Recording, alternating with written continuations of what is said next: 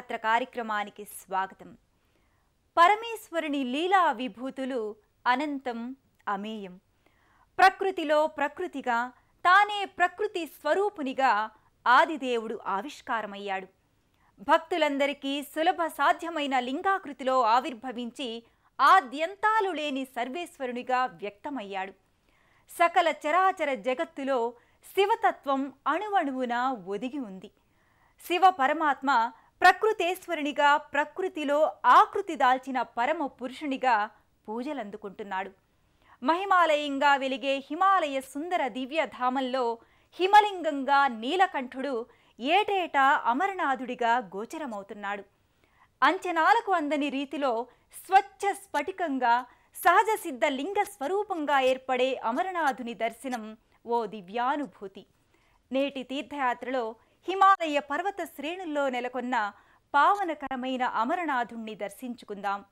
అద్వితీయమైన ఆనందాన్ని, ఆధ్యాత్మికతను పంచే అమర్నాథ్ యాత్రకు వెళదాం రండి.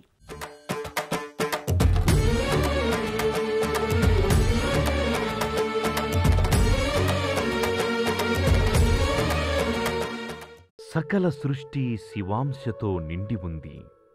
శివతత్వం మహాసాగరాన్ని మించినంతటి సువిశాలమైనది, హిమశిఖరం కన్నా సమున్నతమైనది. పరమశివుడు ఆదిదేవుడు, అనాదిదేవుడు.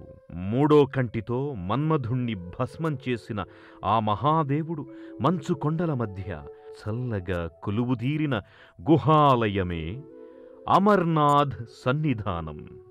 పరమానందం కలిగించే స్వరూపం గల పరమేశ్వరుడు నడయాడిన ప్రదేశాన్ని చూడాలని, ఆ నేలను స్పృశించాలని, ఆ కొండకోనల అందాలను తనివితీరా తిలకించాలని అందరూ భావిస్తారు. ఆ భావనకు సాకార రూపమే అమర్నాథ్ యాత్ర. అమర్నాథ్ యాత్ర ఎన్నో అనుభవాల, అనుభూతుల సమ్మేళనం. జమ్మూ కాశ్మీర్లోని శ్రీనగర్కు 141 కిలోమీటర్ల దూరంలోని పెహల్గాం నుంచి ఈ యాత్ర ప్రారంభమవుతుంది. పెహల్గాంలో అమర్నాథ్ యాత్రికులకు బేస్ క్యాంప్ ఉంటుంది. అలాగే నున్వాన్లో కూడా బేస్ క్యాంపుల్ని నిర్వహిస్తారు. ఈ శిబిరాల నుండి భక్తులు యాత్ర కోసం బృందాలుగా అమరనాథుడి దర్శనం కోసం తరలి వెళతారు. అమర్నాథ్ యాత్ర ఎన్నో అనుభవాలు, మరెన్నో విశేషాంశాల సమ్మిశ్రితం. సముద్ర మట్టానికి 12,756 అడుగులు అంటే 3,888 మీటర్ల ఎత్తులో అమర్నాథ్ గుహ ఉంది. అక్కడికి తరలి వెళ్లాలంటే భక్తులు ఎన్నో వ్యయప్రయాసల్ని ఓర్చుకోవాలి.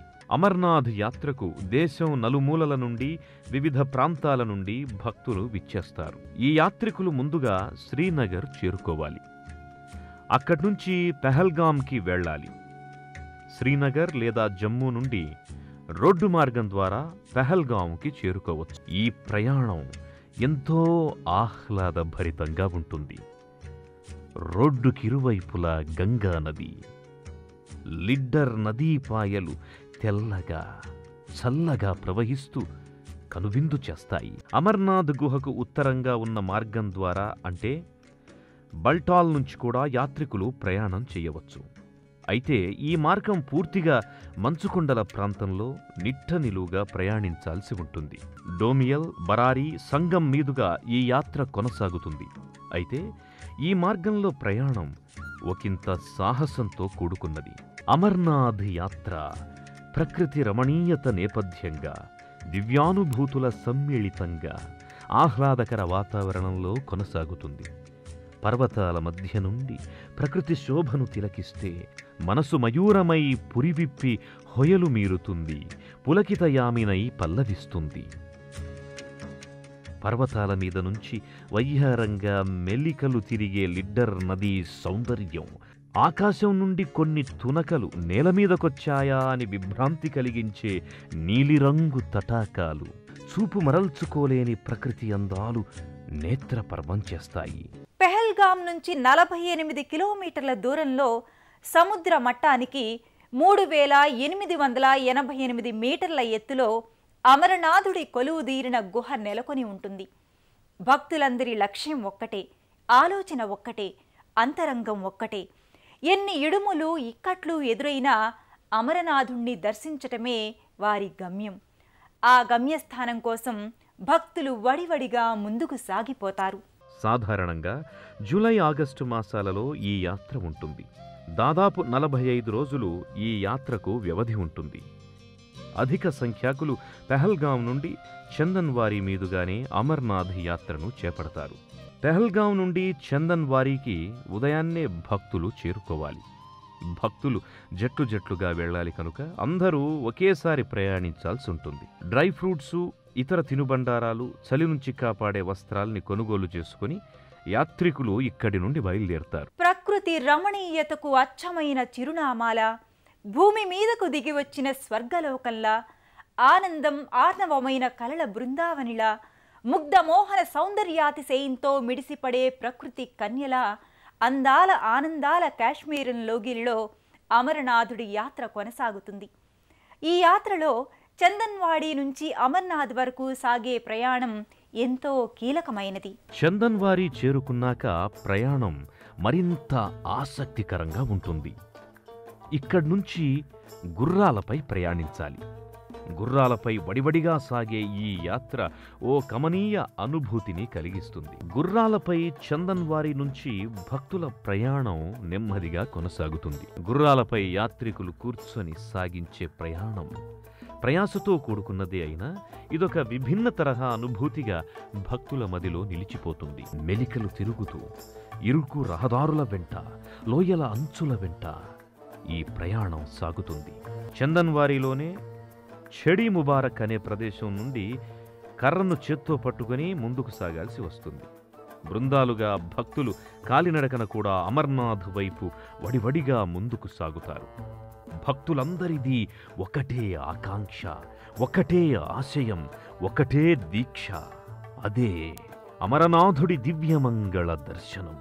ఆ దర్శనం కోసం ఎన్ని ప్రయాసలనైనా ఆనందంగా ఆస్వాదిస్తారు. జై బోలో భవానీ శంకర్ భగవానికి జై, జై బోలో అమర్నాథ్ జీకి జై, హర హర మహాదేవ్, శంభో శంకర పరమశివ అనే జయ జయ ధ్వానాలు చేస్తూ భక్తులు భక్తి ఆనందాలతో కూడిన చైతన్యంతో తమ ప్రయాణాన్ని సాగిస్తారు. అమర్నాథ్ యాత్రకెళ్లే మార్గంలో బుటామాలిక్ వంశస్థుల సేవలు చిరస్మరణీయమైనవి. గుడారాలు ఏర్పాటు చేసి ఎముకలు కొరికే చలిలో వేడివేడి తేనీరు, వంటకాలను అందించే ఈ వంశీకుల సేవలు నిరుపమానమైనవి. బుటామాలిక్ వంశానికి అమర్నాథ్ గుహకు తరతరాల సంబంధముంది. బుటామాలిక్ వంశస్థులు యాత్రికుల నుండి విరాళాలు తీసుకుని ఆ మొత్తం 3వ వంతు యాత్రికుల సౌకర్యాల కోసం ఖర్చు పెట్టి మిగిలింది తాము తీసుకుంటారు. రక్తపోటు, గుండె జబ్బులు ఉన్నవాళ్లు ఈ యాత్రను చేపట్టడం పూర్తిగా నిషిద్ధం. మానసికంగా బలవంతులైతే తప్ప ఇక్కడి వాతావరణాన్ని, పరిస్థితుల్ని తట్టుకోవడం అసాధ్యం.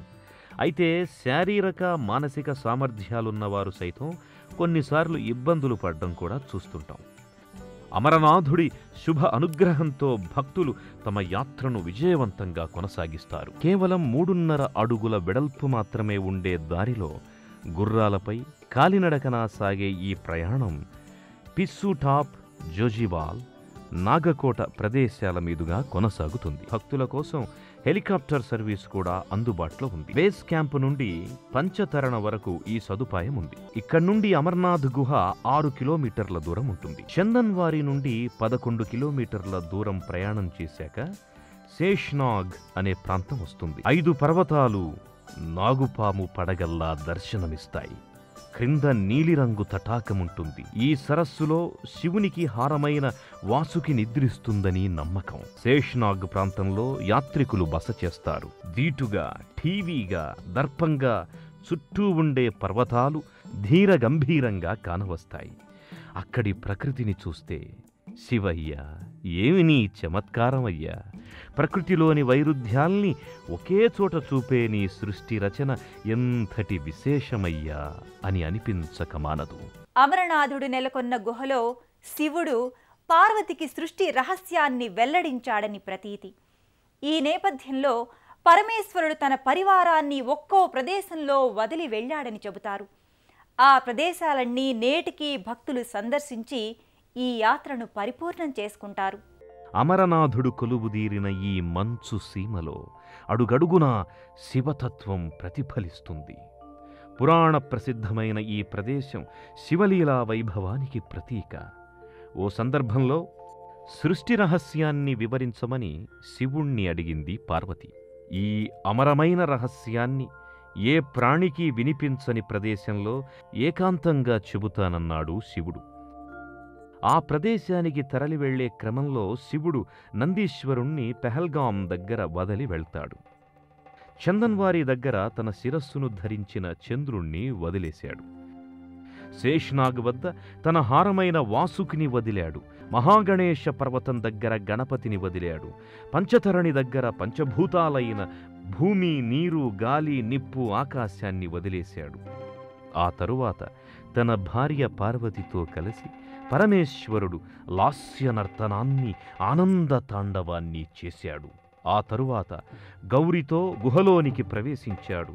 శంకరుడు ఉమాదేవికి సృష్టి మర్మాన్ని చెబుతుండగా ఆ గుహపై ఉన్న పావురాల జంట ఆ వివరాల్ని విన్నాయని కథనం. సృష్టి మర్మాన్ని తెలుసుకున్న ఆ కపోతాల జంట మృత్యురాహిత్యాన్ని పొంది ఇప్పటికీ ఆ అమర్నాథ్ గ్రహ ప్రాంతంలో సంచరిస్తుంటాయని భావిస్తారు. మహిమలెన్నో కల హిమలింగమూర్తి ఈ మహిన తన లీలా విభూతుల్ని ప్రదర్శిస్తూ భక్తుల్ని అనుగ్రహించే పంచాక్షరీ మంత్ర పరమార్థ విధుడైన అమరలింగేశ్వరుడు శంఖువు ఆకృతిలో గుహాలయంలో దర్శనమిస్తాడు.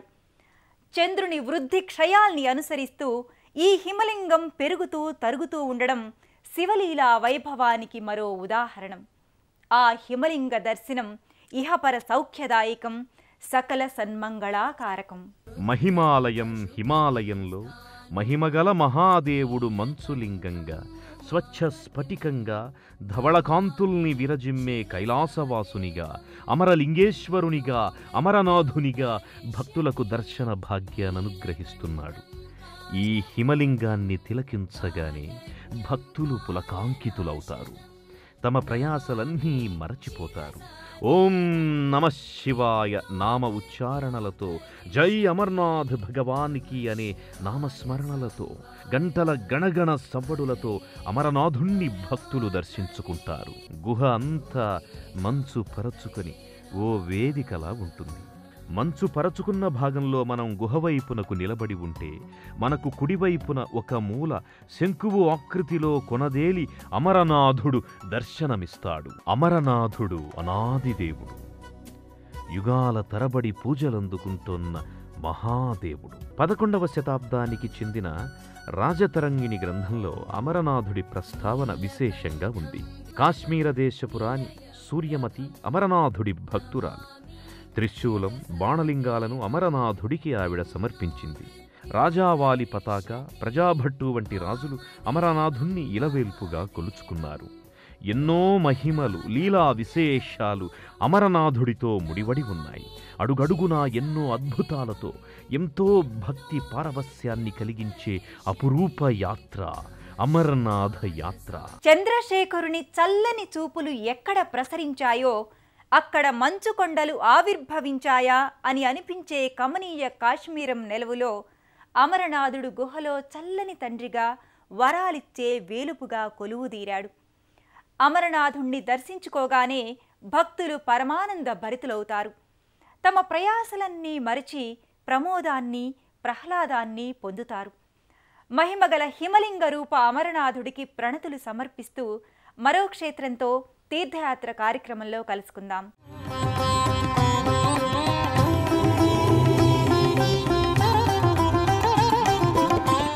సర్వవ్యాప్తి అయిన శివుడికి ఆకారం ఉండదు. రూపం లేని స్థితి నుంచి సాంబమూర్తిగా దర్శనమిచ్చే ఆ రూపమే శివలింగం. తనంతట తానుగా అవతరించింది స్వయంభువు.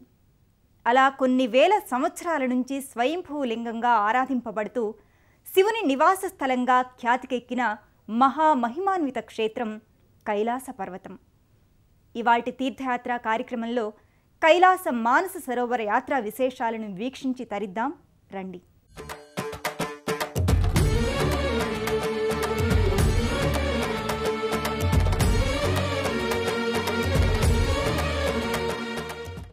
సృష్టి అంతా శివమయం, సమస్తం ఆయన సృష్టించిందే.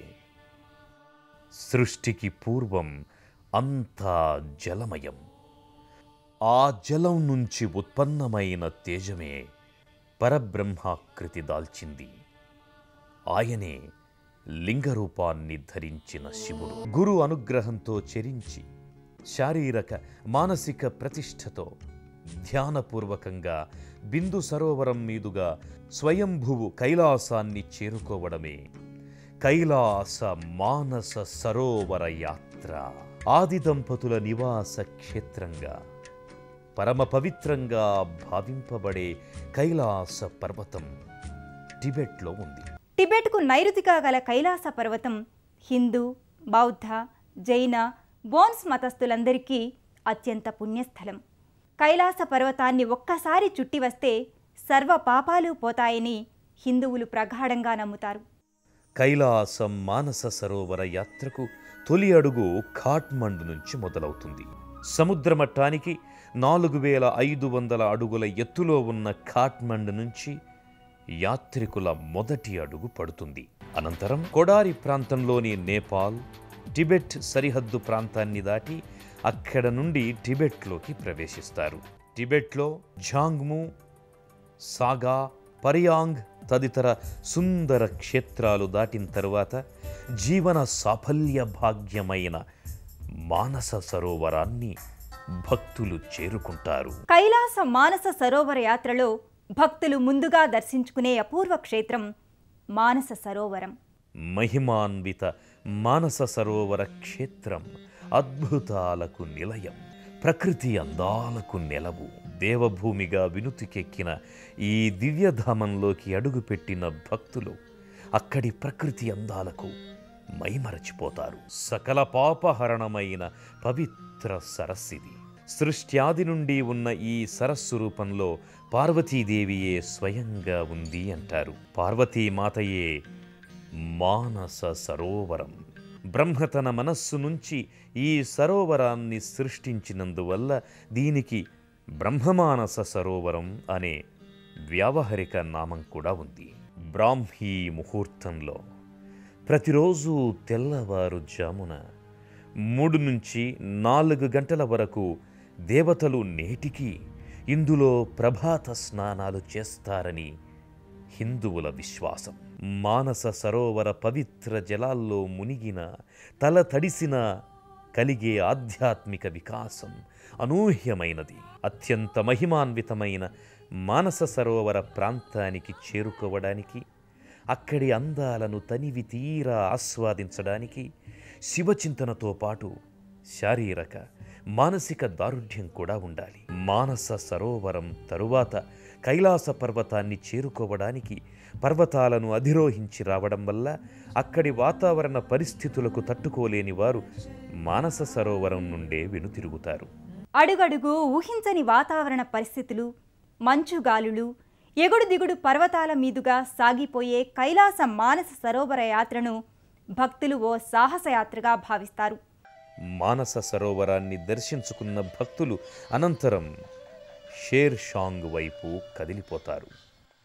షేర్ షాంగ్ ప్రాంతమంతా కొండ పర్వత ప్రాంతం. కళ్ళు చెదిరిపోయే ప్రకృతి అందాలు ఇక్కడ భక్తుల్ని మైమరపిస్తాయి. చుట్టూ విశాలంగా పరుచుకున్న పర్వత సముదాయం, ఇంకో పక్క ఓ వింత శబ్దం చేసుకుంటూ ప్రవహిస్తున్న బ్రహ్మపుత్ర నది, భక్తుల కోలాహలం తదితరాలు ఓ మనోహర ఆధ్యాత్మిక ప్రపంచాన్ని గుర్తు చేస్తాయి. షేర్ షాంగ్కి వచ్చిన భక్తులు ఇక్కడి నుండే కైలాస పరిక్రమ మొదలు పెడతారు. అందువల్ల పర్వతాలను అధిరోహించలేని వారు ఇక్కడ విధిగా గుర్రాల మీద ప్రయాణం చేస్తారు. పరిక్రమను నడక ద్వారా సాగించేవారు మాత్రం హర హర మహాదేవ శంభో శంకర సాంబశివ అంటూ నడకను కొనసాగిస్తారు. ఓ అద్భుత మనోహర క్షేత్రం ఈ కైలాస క్షేత్రం. సాక్షాత్తు మహాదేవుడే ఈ పర్వతాన్ని తన నివాసాన్ని చేసుకోవడానికి ఇదే కారణంగా తోస్తుంది. జేగురు వర్ణపు కొండలు. ఆ కొండలు రకరకాల భంగిమల్లో ధ్యానముద్రలో ఉన్న యోగుల్లా, శివగణాల్లా అస్పష్టంగా కనిపిస్తుంటాయి. మరోపక్క పర్వతాలన్నీ శివలింగాకారంలో కానరావడం మహాదేవుని లీలా విశేషంగా స్పష్టంగా తెలుస్తోంది. నీలి ఆకాశపు స్వచ్ఛమైన మేఘాలు, మంచు పర్వత సానువులు, కొండలపై నుంచి ఉరికే జలపాతాలు, హిమాలయాల అత్యున్నత అద్భుత సౌందర్యం వర్ణనాతీతం. ఎగుడు దిగుడు పర్వత ప్రాంతం. ఈ ప్రాంతంలో ఆక్సిజన్ శాతం తక్కువగా ఉండడం వల్ల నడకను సాగించడానికి చాలా కష్టపడాలి. కొన్నిసార్లు ఊపిరందని పరిస్థితి. ఆ కారణంగా కైలాసగిరిని సందర్శించే వారందరూ ఆక్సిజన్ సిలిండర్లని తమ వెంట తీసుకుని వెళతారు. 9 కిలోమీటర్లు కొండ ప్రాంతాన్ని నడక ద్వారా చేరుకోవడానికి సుమారు 6 నుంచి 8 గంటల సమయం పడుతుంది. ఈ 8 గంటల ప్రయాణం తరువాత డేరాపుక్ ప్రాంతంలో భక్తులు సేదతీరుతారు. సాక్షాత్తు మహాదేవుడు తన పరివార గణంతో సహా కొలువైన మహామహిమాన్విత ధామం కైలాసగిరి. డేరాపుక్ ప్రాంతం నుంచి కైలాస పర్వత ఉత్తర దర్శనం అత్యంత సమీపంగా కానవస్తుంది. కైలాసగిరిని సుమేరు, సుషమ్న, హేమాద్రి, రత్నసాను, కార్మికాచల, అమరాద్రి, దేవపర్వత, ఘనపర్వత, రజతాద్రి, స్వయంభూ అని వ్యవహరిస్తారు. సకల సృష్టికి, సమస్త ప్రపంచానికి మూల కేంద్రం కైలాసం. డేరాపుక్ నుంచి బయలుదేరిన భక్తులు అనంతరం కైలాస పర్వతానికి ఇంకా సమీపంలోకి చేరుకోవడానికి మరో 2 కిలోమీటర్లు ఎగువ ప్రాంతానికి నడక సాగిస్తారు. అనంతరం సాక్షాత్తు పరమేశ్వరుడు తన నివాస స్థలంగా ఏర్పాటు చేసుకున్న కైలాస పర్వతాన్ని వీక్షించి శివధ్యాన ముద్రలో మునిగి తేలుతారు. శంభో శివశంభో అంటూ అద్వితీయమైన అలౌకికమైన ఆనందానికి గురవుతారు. కైలాసగిరికి రత్నసాను అనే పేరుంది. తూర్పున స్ఫటికం, పడమర కెంపు, దక్షిణాన ఇంద్రనీలం, ఉత్తరాన బంగారం ఉంటాయి. దీనిని అధిరోహించడానికి ఎవ్వరికీ సాధ్యం కాదు. ఇతర పర్వతాలన్నీ జేగురు వర్ణంలో ఉంటే కైలాస పర్వతం మాత్రం మంచుతో దర్శనమిస్తుంది. ఈ పర్వతం మీద కొన్ని అస్పష్టమైన ఆకారాలు భక్తులకు దర్శనమిస్తాయి. అవి మనిషిలో అంతర్గతంగా దాగి ఉన్న గుణాలకి ప్రతీకగా చెబుతారు. కైలాస పర్వత ప్రాంతానికి చేరుకున్న భక్తులు కైలాసగిరిని దర్శించి అపూర్వమైన ఆధ్యాత్మిక అనుభూతికి లోనవుతారు. ఆనందంతో పాటలు పాడుతూ భజనలు చేస్తూ నృత్యం చేస్తారు. ఈ తంతు పూర్తయిన తరువాత సద్గురు జగ్గి వాసుదేవ్ ఆశీర్వచనాల కార్యక్రమం ప్రారంభమవుతుంది. కైలాస పర్వత ఆనందాన్ని స్వయంగా పొందడానికి ప్రతి భక్తునిలో శక్తిని ప్రసరింపచేస్తారు. భక్తులు ఈ క్రతువులో పాల్గొని అలౌకికమైన ఆనందానికి గురవుతారు. వారి ఆధ్యాత్మిక ఆనందానికి పరాకాష్ఠగా వారి కళ్ళు ఆనంద భాష్పాల్ని వర్షిస్తాయి. సాక్షాత్తు కైలాసనాథుణ్ణి దర్శించామన్న సంతృప్తి వారి ముఖాల్లో ద్యోతకమవుతుంది. అలాంటి మహద్భాగ్యం పొందినందుకు మనసారా ఏడుస్తారు, నవ్వుతారు, ఆనందంతో ఊగిపోతారు. ఇదంతా శివ సంకల్ప బలంగా భావించి పునీతులవుతారు. వెరసి అదంతా శివలోకాన్ని, సాక్షాత్తు కైలాసాన్ని స్ఫురణకు తెస్తుంది. మొత్తం పరిక్రమ చేయదలుచుకున్న భక్తులు 52 కిలోమీటర్లు నడక సాగించాల్సి ఉంటుంది. వారంతా ధీరాపుక్ నుంచి డోల్మా పాస్, అటు నుంచి జుతుల్పుక్ మీదుగా జోంగ్భూ నుంచి తిరిగి మానస సరోవరం వైపుకు తిరుగు ప్రయాణం చేస్తారు. కైలాసగిరికి వచ్చిన భక్తుల అనుభవాలు అపూర్వమైనవి. ఆదియోగి ఆలయానికి కైలాసం అని పేరు ఉన్నది. ఎక్కడెక్కడ ఆయన వచ్చి ఉన్నాడో ఆ చోట్లకంతా మనము కైలాస్ అని చెప్పే ఒక సాంప్రదాయం. ఇది ఒక మతానికి చేరిన చోట కాదు, ఆధ్యాత్మిక సాధనలో ఉండే మనుషులందరూ ఇక్కడ వచ్చేకి ఒక స్ఫూర్తి ఉంది. ఇక్కడ కైలాస్కి వచ్చేవాళ్ళు హిందూ ధర్మానికి చేరిన వాళ్ళని లేదు. ఎందుకంటే ఇక్కడ ఒకటి ఆదియోగి ఆలయం. ఇది ఇంత బౌద్ధ సంప్రదాయంలో ముఖ్యమైన 3 బౌద్ధ గురువులు ఇక్కడ కలిసిపోయినారు. జైన మతంలో మొదలు తీర్థంకర్ రిషభ్ మహర్షి కూడా ఇక్కడ కైలాసలో కలిగిపోయినారు. వాళ్ళకి తెలిసిన జ్ఞానం అంతా ఇక్కడ ఒక శక్తి రూపంలో పెట్టినారు. కైలాస మానస సరోవర సందర్శనం పూర్వజన్మల పుణ్య ఫలం. సృష్టి ఆది, సృష్టి అంతం, సృష్టిస్థితి మూలాధార నాడి అయిన కైలాసగిరి మానస సరోవర సందర్శనం అంతర్వాణి సద్గురు కృపాకటాక్షమే. ఆ ఈశ్వర కృప ఆజన్మాంతం అందరికీ లభించాలని మనసారా ఆకాంక్షిస్తూ మరో ఆలయ సందర్శనం చేద్దాం. అంతవరకు సెలవు. నమస్కారం.